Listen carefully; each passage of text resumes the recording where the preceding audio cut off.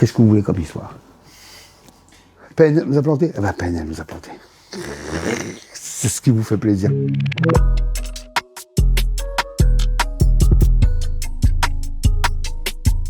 On l'a développé. Je veux dire, faut pas se tromper. Les gens qui répondent ça, c'est des gens qui sont pas là en 86.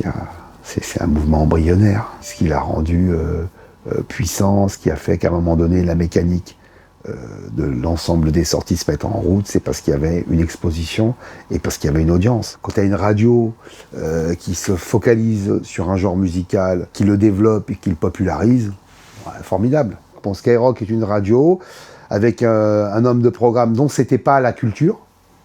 Voilà, il y avait déjà un embryon qui est arrivé et qui a baisé le game. Et puis je vais te dire une chose, cette musique, elle est l'émanation de la rue, et la rue appartient à personne. Voilà. Le rock était la musique de la jeunesse lorsqu'on a commencé, dans les années 80. Donc Skyrock première sur le rap, ça veut dire quoi? Ça veut dire que la musique de la jeunesse d'aujourd'hui, c'est le rap. Et qui fait le trait d'union avec la musique de la jeunesse d'hier, qui était le rock. Donc pour moi, ça pose pas de problème, Skyrock premier sur le rap. À la limite même, ça raconte une belle histoire. C'est l'histoire de la musique. Il y a eu cette histoire, je l'ai souvent parlé, des quotas où on devait progresser, puis où on devait en tout cas augmenter notre représentation francophone, puisque là on était dans un marché qui petit à petit étranglait en fait la production francophone. Et moi j'ai décidé de jouer la carte du hip-hop, parce que quand on a commencé à jouer ces disques-là, on a eu un retour extrêmement fort du public. Des institutionnels, non, mais nous on savait que c'était vers cette direction, vers là qu'il fallait avancer. Et on a continué, on a creusé le sillon, et cette puissance, cette force, quand même, ce mouvement, il est toujours là, il est encore plus là. Je dirais aujourd'hui, le problème, c'est son extraordinaire domination. Et la véritable question que se pose l'industrie musicale aujourd'hui, c'est comment trouver un système où 80% ou 90% du nouveau marché ne soit pas du rap francophone.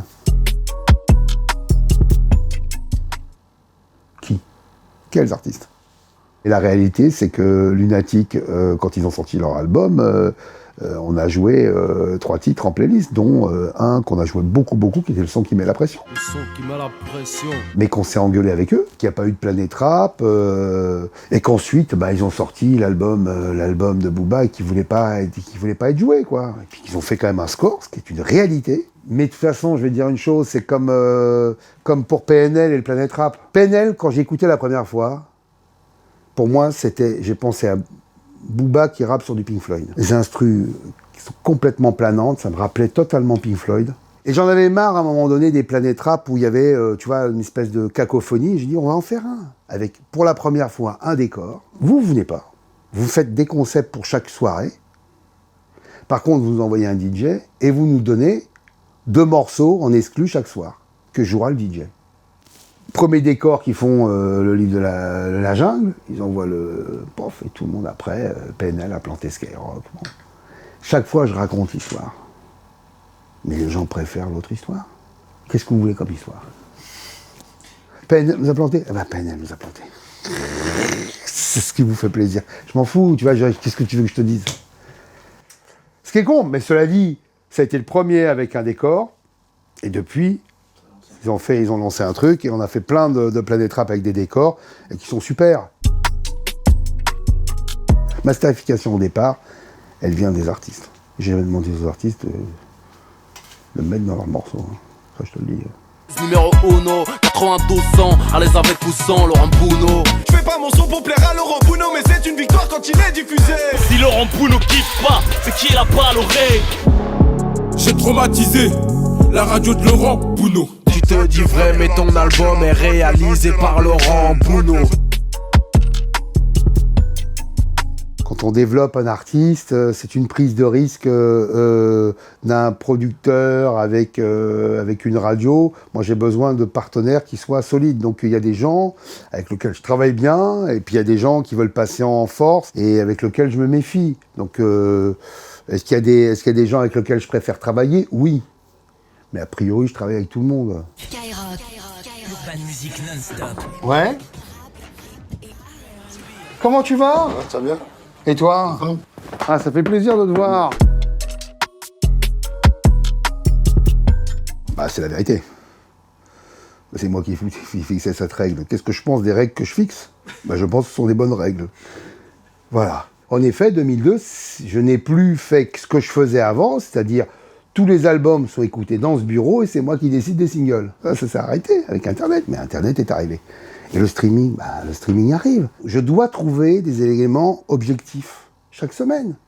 La meilleure entrée en stream payant la semaine dernière, dans le classement, ça a été La Crime. Qu'est-ce qui est rentré en plisme? La Crime. Voilà. C'est comme ça.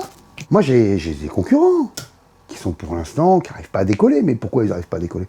Parce que dans le pack de confiance que j'ai avec mes auditeurs, je leur donne les 40 titres du moment. Ouais, super. Mieux même. Mieux parce que je trouve que les artistes, comme ils ont leur destin entre leurs mains, ils sont bien meilleurs. Nino, il a sorti ses albums. C'est moi qui l'ai découvert en regardant un jour, bam, je vois l'album qui marche avec Dis-lui que tu m'aimes. Il avait sorti son album. Vous ne connaissez pas? Fred, l'émission, elle est légendaire. Donc, c'est lui qui, à un moment donné, c'est lui qui décidera. C'est pas l'âge qui est important, c'est l'implication. L'intensité, c'est l'intensité de l'émotion qui est importante. Je la regrette parce qu'elle a été interprétée, à mon encontre. En fait, je voulais pas dire rap underground. J'aurais mieux fait de choisir l'expression anglo-saxonne. Parce que c'était une réponse à une question. Et moi, je disais, moi, je fais du rap pour l'ensemble du pays. Je fais pas du rap pour une fanbase. Et alors, d'être attaqué comme j'ai été attaqué, ça m'a fait mal. Oui, m'a fait mal au cœur. Mais bon, qu'est-ce que tu veux que je te dise? C'est le jeu. De toute façon, je vais te dire une chose. Ça aurait pas été ça aurait été autre chose. Rien, merci. Merci. C'est ce qu'il y a de plus beau. Parce que la critique, c'est ce qui te fait quand même avancer. Parce que dans tout ça, il y a toujours... voilà, c'est des perceptions. C'est toujours intéressant de voir les perceptions que tu apprends. Que tu apprends quand même que moins tu parles, moins tu as de chances de dire de conneries. Donc là, c'est un exercice très dangereux qu'on vient de faire. Et puis voilà. Mais la réalité, merci. Merci, moi je suis très heureux. Merci. Merci mes détracteurs, merci ceux qui m'aiment, merci voilà, merci ceux qui m'entourent. Merci tout le monde. Merci la vie.